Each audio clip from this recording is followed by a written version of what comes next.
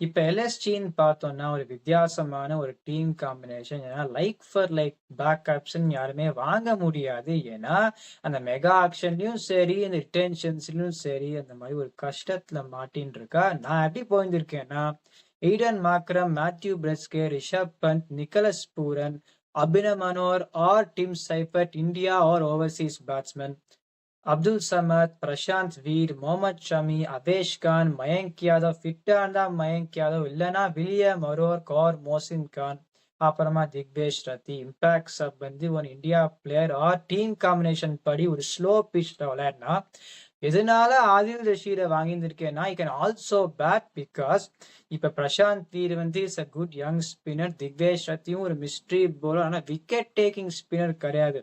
So விக்கெட்டுக்கு போற spinner வந்து பிஷ்னோயை எதனால விட்டான்னு எனக்கு புரியல. ஸோ ஆதில் ரஷீதை வாங்கினா அந்த கண்டிஷன்ஸ் பேஸ்டா யூ கேன் டெஃபினெட்லி பிளே.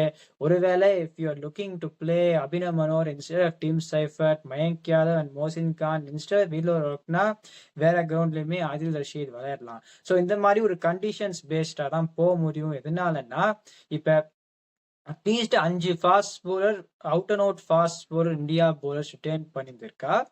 அதுக்கு மேல அஸ்வின் குல்கர்னி, அர்ஜுன் டெண்டுல்கர் விளையாட்டுறதுக்கான வாய்ப்பே இல்லை. ஸோ 6 ஸ்லாட் தான் இருக்குன்னு நினைக்கிறேன். பாக்கி for a team team combination is in a மடில்.